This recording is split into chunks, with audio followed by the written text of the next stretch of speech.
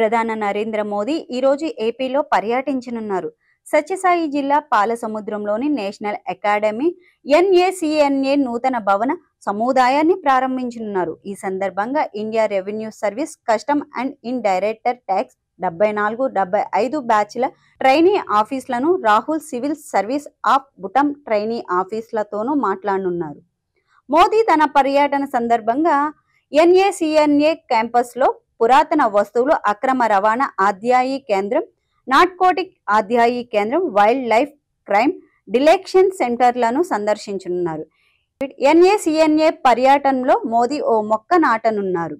అక్కడి భవన నిర్మాణ కార్మికులతోనూ ముచ్చటించనున్నారు. తన పర్యటనలో పోర్ల ఆఫ్ పాలసముద్రం అనే పుస్తకాన్ని కూడా ప్రధాని మోదీ ఆవిష్కరించనున్నారు. ఇక్కడ ఏర్పాటు చేసిన బహిరంగ సభలో పాల్గొని NACNAకి సర్టిఫికెట్లను కూడా ప్రదానం చేయనున్నారు.